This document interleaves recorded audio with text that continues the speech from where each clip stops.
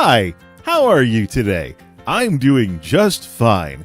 Turns out, Microsoft didn't tear a hole in the universe with that Xbox Game Pass revamp that they announced yesterday. But don't try telling that to influencers who are going around milking the fear, uncertainty, and doubt and FUD and taking advantage of their audiences knowing less about something than they do, just for clicks, clout, and of course, money somewhere in there.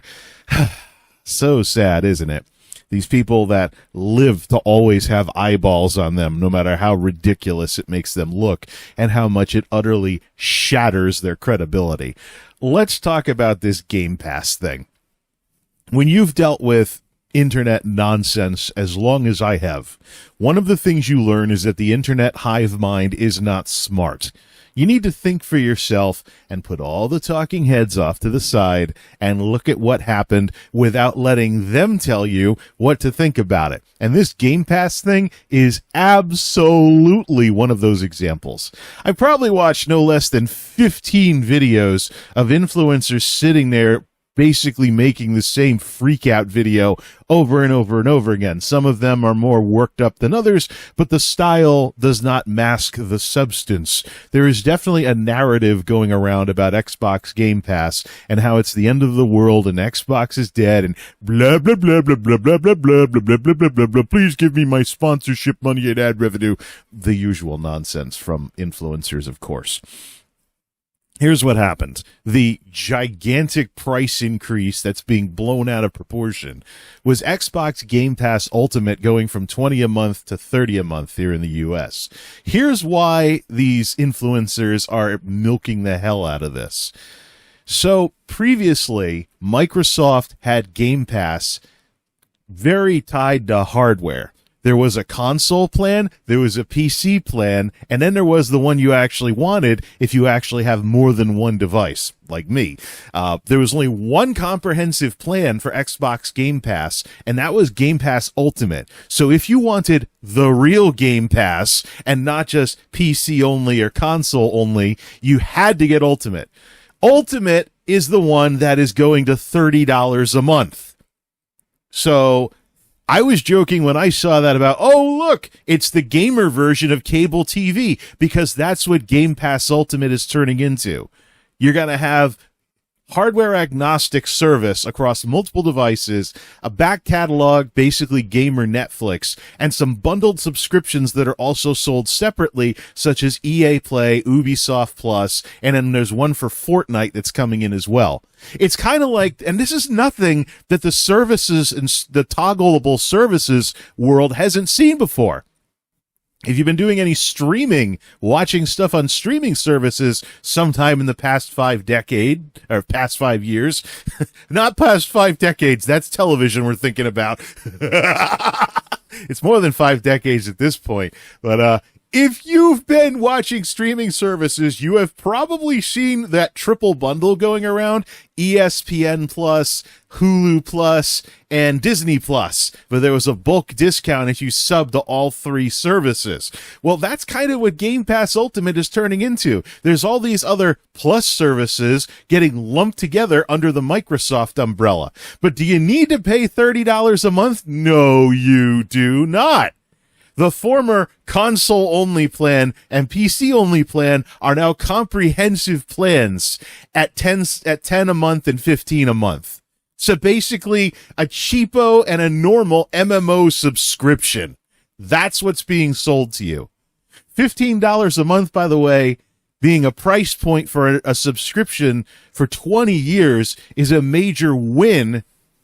If you know anything at all about business and you know that inflation averages 3% a year, more so in recent years because of the pandemic nonsense.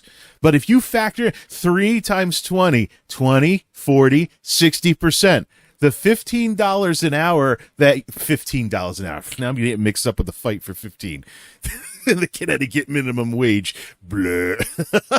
The $15 a month that you paid for World of Warcraft in 2004 should have gone up 60%. Get the calculator out. 15 times 1.6 to $24 a month in 2024. So the fact that $15 a month subscriptions have stayed even for 2 decades is a massive win for consumers. Now, let's look at what people are freaking out about here. Let's look at what people are freaking out about here. Because, you know, I was like, oh, Xbox Ultimate, that's now like the cable TV of gaming services. Well, here's what happened to the other 2 tiers. Play your way. Okay, let's try not to become like an Xbox parody of Burger King. The Essential tier, formerly the Console tier, for $10 a month, now has cloud gaming. It has the in-game benefits, console multiplayer. I don't think online console multiplayer is long for this world. People are freaking out about, you're still paying for online like it's Xbox Live. When we start getting hybrid consoles that have PC game support, we're gonna have to see if that even stays around, because I don't really care about that. When I sub to something like Game Pass, I'm looking for something like basically a Netflix service where I can play some games, here and there. I'm actually curious what the difference is between 50 and 200, the 50 games and the 200 games between those 2 tiers. But anyways, unlimited cloud gaming, in-game benefits, including for Riot games, online console multiplayer, whatever. And then there is the reward point thing, which I always felt was somewhere between supermarket reward points and cash back on your credit card. It's a cutesy little thing to have on the side, but you shouldn't change the way you do things specifically because of it. I mean, I'll take the 1% cash back on my credit cards or whatever, and the 5% cash back on certain businesses, but I really don't tool how I spend my money to maximize my cash back. I just do what I was going to do anyways, and it's essentially a coupon in disguise. So, knowing what's coming with PC gaming spreading to the point where the consoles have turned into PCs and now these services are turning into competitors for Steam, both Xbox Game Pass and PlayStation Plus, knowing what's going on with how gaming is changing here in the 2020s, now that we're halfway through the decade, whether you can believe it or not, late 2025, we're technically late 2020s now. Or do you want to wait until 2026 to start saying that? I don't know. I'm jumping the gun here. I'm old, so whatever I still am around for, I consider that a win. So, yeah, the way things are, we're going to have to see what the spread of PC gaming into hardware through these gaming handhelds and the Steam Deck and other stuff does to these competing services on the consoles, especially as the economies of scale kick in. Right now, they're expensive because you're basically paying to have a thing you can carry and game on the go, just like other forms of new technology that was very portable. But when the economies of scale kick in and that becomes more mainstream and affordable, that's going to be interesting when it starts getting up to those types of devices being able to do 1080p and 1080p 60, and then go out to a big screen and replace your gaming PC on the casual end. Then 4K and 1440p can be where the gaming PCs hang out. Essential, 50 games, blah, blah, blah. We got all that. So that's your cheapo service. But you have everything. You have everything now. It is hardware agnostic, just like Ultimate used to be. And then the mainstream one, which is basically an MMO subscription in price. 200 plus games for premium. Used to be like the regular one. They're trying to make it sound prettier. Whatever. That's marketing. Now playable on PC, console, and cloud, so more hardware agnostic, $14.99 a month. Within a year of launch, new Xbox published games. So yeah, gaming Netflix. Just like how, you pay a movie ticket to go see a movie in the theaters, and then a couple months later it comes to home video. The whole thing that the people are freaking out about was, Game Pass was sold on being able to play new releases day one. Let's take a break from this slide for a bit. Let me just talk about that.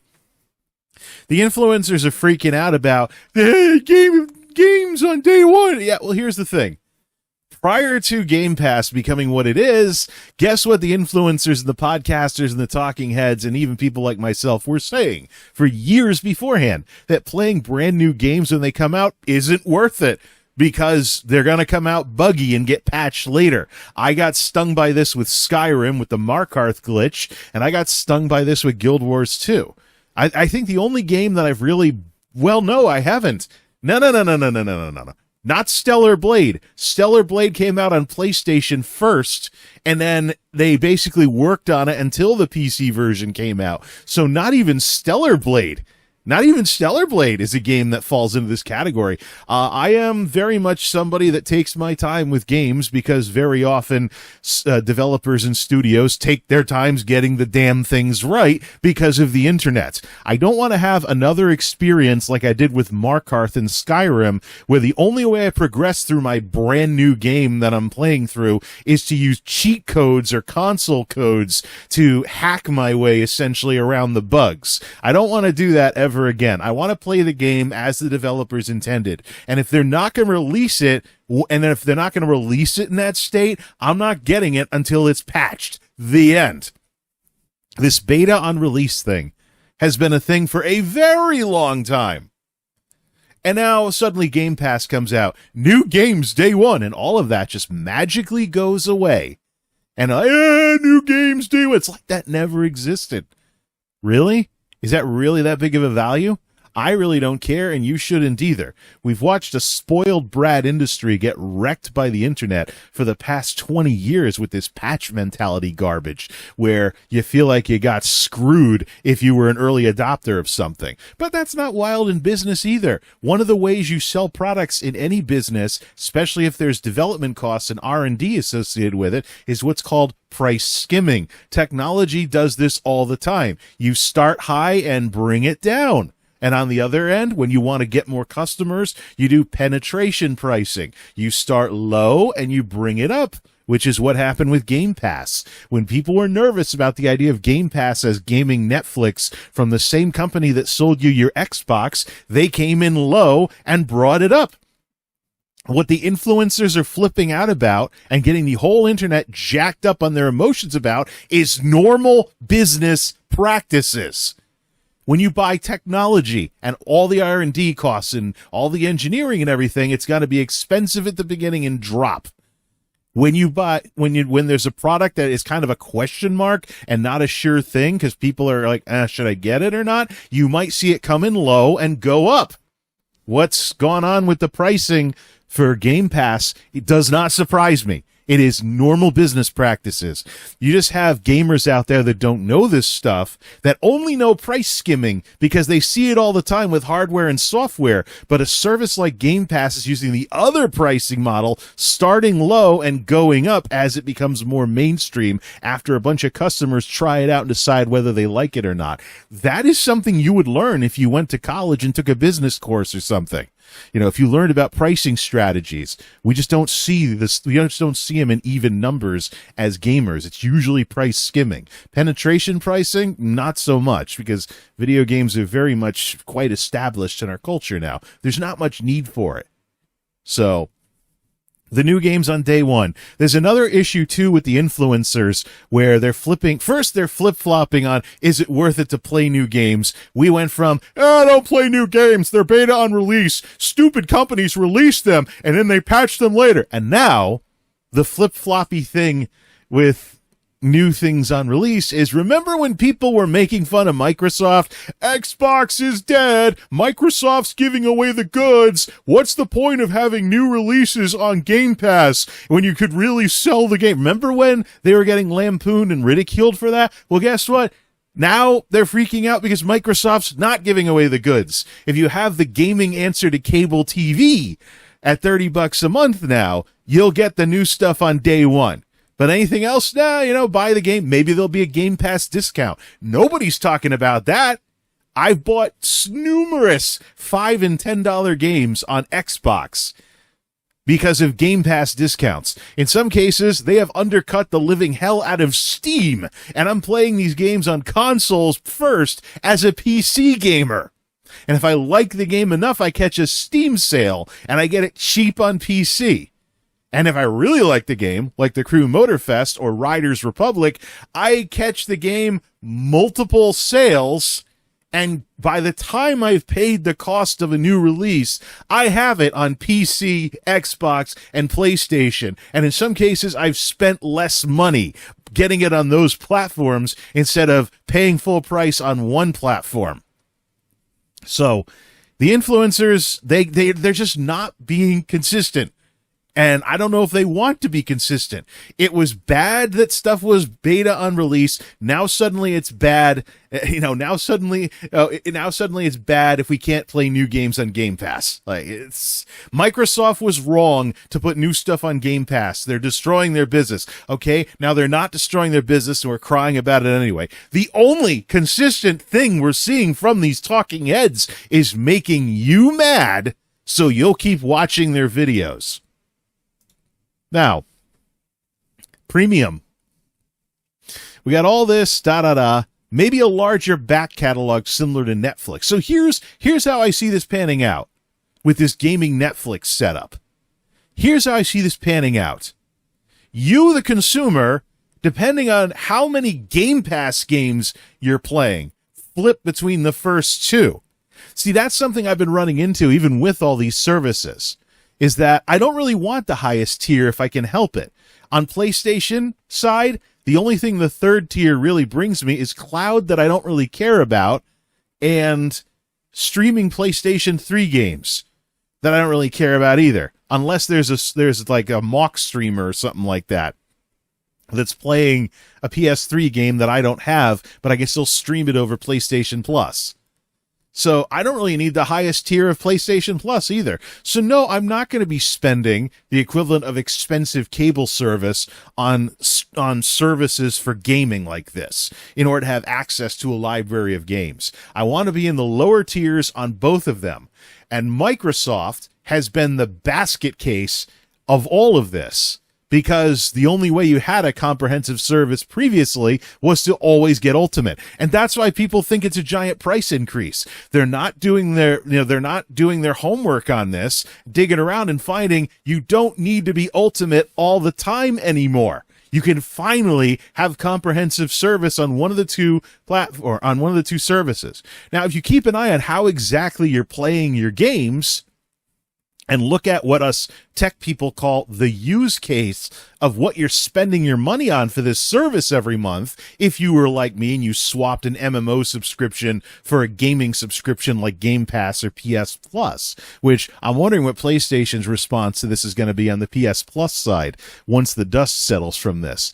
I mean, influencers are flipping out all the way to the bank with the attention they're getting for it. But once their 15 minutes of fame is over and everything dies down, well, we'll see what happens on the competition front. By the way, both console services have stuff like this, but I don't see any equivalent like this on Steam. What's Valve doing? Is Valve just going to sit there being just an old-fashioned storefront while Microsoft and Sony have these kinds of services available? But don't you dare piss on the golden cow of the PC gamers, Steam, whatever. That's another discussion. So yeah, your typical consumer is most likely going to float between one of the two cheaper plans now. So if you actually use your head and you think about what's going on here, your Game Pass cost is gonna go down, not up. If you want all of that bundled crap with Ultimate, it will go up. But I imagine for most people that have been noodling along on Game Pass and actually been thinking about where gaming has gone in the past 20 years with all these spoiled developers releasing crappy games that become better later, Cyberpunk is a wonderful recent example, or even the Crew Motorfest, which I've been playing this past summer. But I think the use case of your average gamer is going to, when they think about it, is going to lead to them actually paying less per month for Game Pass and not more. The people that want the $30 essentially cable TV service will buy it. But I think most of the customers are actually going to go to one of those other two. What about Game Pass on PC? Some people, some influencers, by the way, are so uninterested in doing their homework on this that they're not even looking.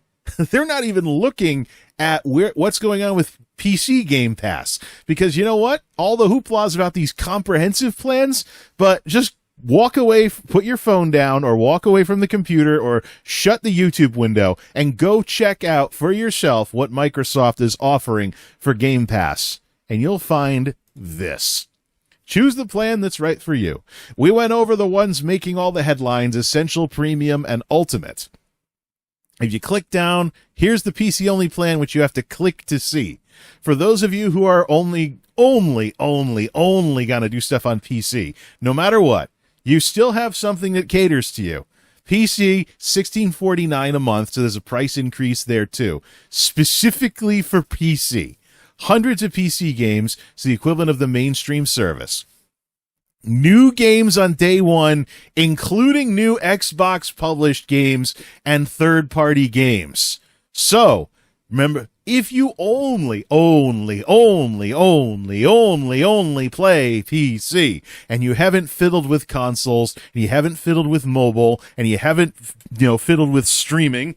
Let's see, do I have it around here? No, I don't. If you haven't done like me and been an unorganized idiot, wanting and built an equivalent to a PlayStation, to one of those PlayStation stream thingies with an old phone, if you haven't done any of this fancy crap and you're an old-fashioned PC gamer who only plays on PC, this is your plan. This is your plan. If they add cloud to this, it'll be even better. I imagine as the hardware evolves with all these handhelds coming out, that cloud services and streaming probably will eventually be added to the PC plan. You just won't have a console thing to it. For now, though, all of you PCMRs that refuse to do anything but play on a gaming PC, you have a plan. And up to $50 a year in the store with rewards, same as the mainstream plan that isn't the overpriced cable service, as it were. Benefits for League, Call of Duty Warzone, and even an EA Play thing added, and even EA Play, so you can keep playing your PC Madden. Which that was already in Xbox Ultimate earlier. It's just this other stuff like Ubisoft Plus and other stuff that's been added. There's all these other things, too.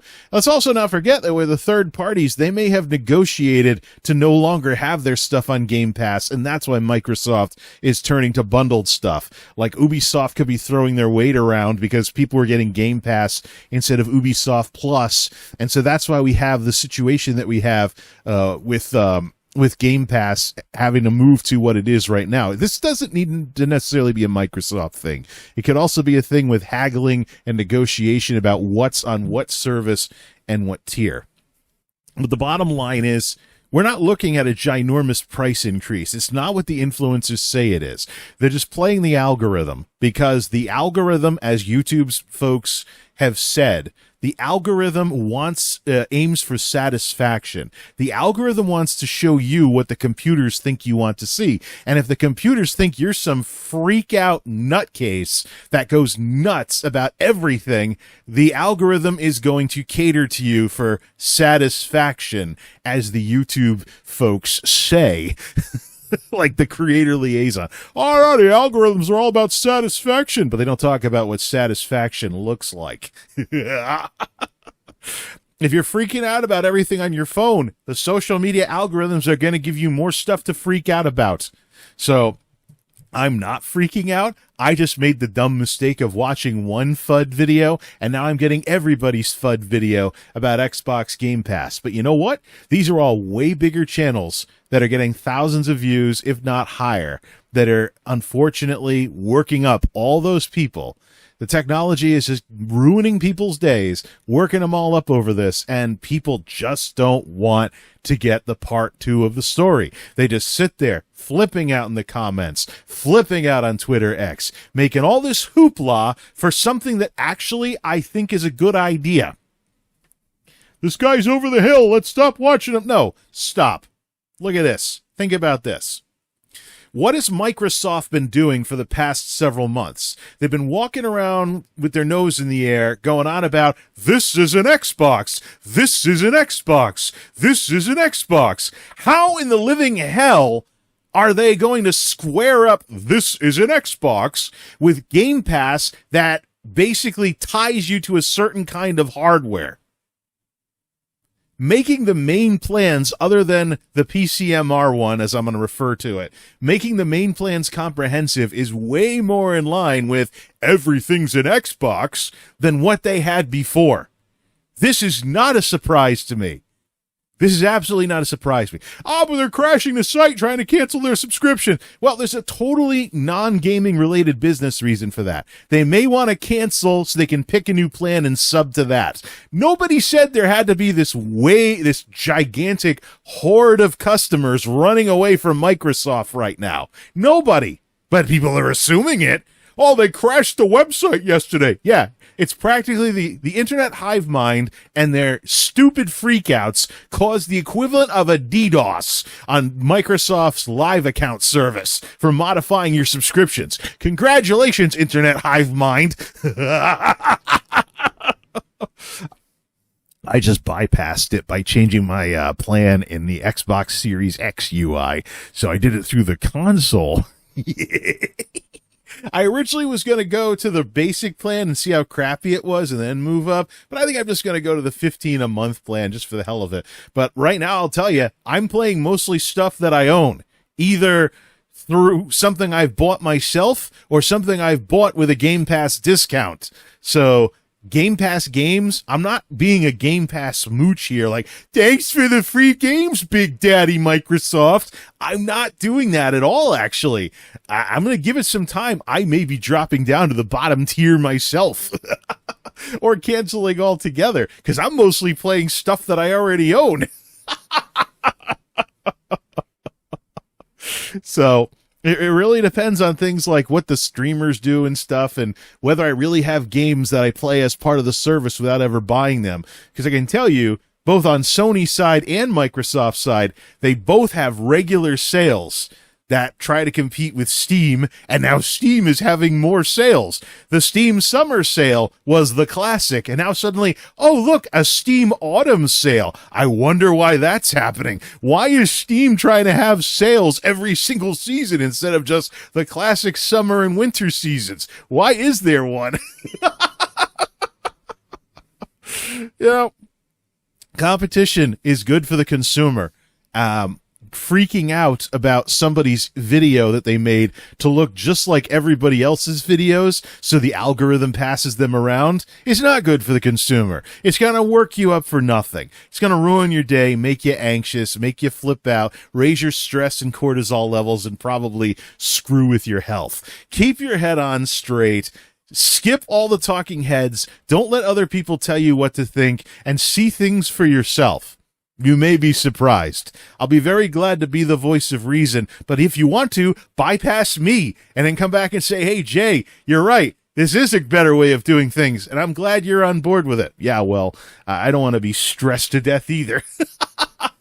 Half-hour discussion about this crap. Well, that's basically what I figured would happen. It's a big issue, and I figured it's about time I told my 2 cents about all of this. I waited a while to see how much people would freak out, but eventually, enough's enough. Now watch Microsoft respond after I upload this with some of those, we listen to you thing, and they retooled everything. But I can tell you right now, even if they don't, I don't have a problem with it. Because the be-all, end-all of gaming for me is not some screwball service. I just want access to cheap games. And if that means the cheapo Game Pass, that's what I'm going to do. Keep your head on straight, folks. This is MultimediaJay signing off. Thanks for stopping by. Running window.